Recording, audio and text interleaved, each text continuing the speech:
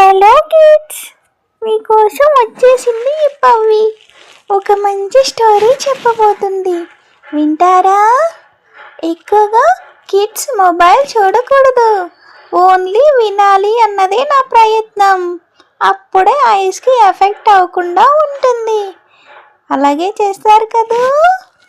ఈరోజు నేను ఒక చిన్న అందమైన స్టోరీ చెప్తాను. ఆ స్టోరీ ఏంటంటే హనీబీ. ఒక తేనెటీగ తల్లి అందమైన పిల్ల ఉంటున్నాయన్నమాట ఒక చెట్టు పైన నివసిస్తూ. ఒకరోజు చిన్ని తేనెటీగ పిల్ల హనీ తీసుకురావడానికి వెళ్తుంది.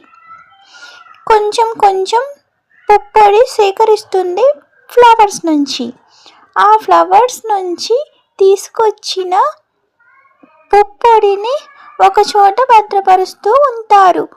అప్పుడు ఆ హనీబీ పిల్ల ఏమంటుందంటే తల్లితో, మమ్మీ మనం ఎందుకు రోజు హనీ కొంచెం కొంచెమే తీసుకురావాలి, డైలీ ఎక్కువ తీసుకొచ్చేయచ్చు కదా అని అడుగుతుంది.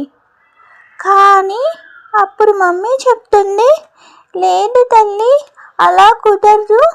పుప్పొడి ఒక్కసారిగా ఫ్లవర్స్ నుంచి ఎక్కువగా రాదు, అది డైలీ ప్రిపేర్ అవుతుంది.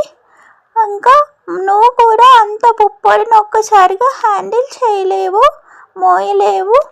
అందుకే కొంచెం కొంచెం తీసుకొస్తేనే అది తరువాత మన తేనె కుండ నిండిపోతుంది అని చెప్తుంది. అలాగే రోజు కొంచెం కొంచెం తెస్తే అది మంచి తేనెటీగ కుండ నిండేంత తేనె అవుతుంది. అలాగే కిడ్స్ కూడా చిన్నప్పటి నుంచే మంచి అలవాట్లు నేర్చుకోవాలి. టైంకి పోషకాహారం తినడం, బ్రష్ చేసుకోవడం, నీట్గా ఉండడం, రోజు స్కూల్కి వెళ్ళడం చేస్తుండాలి.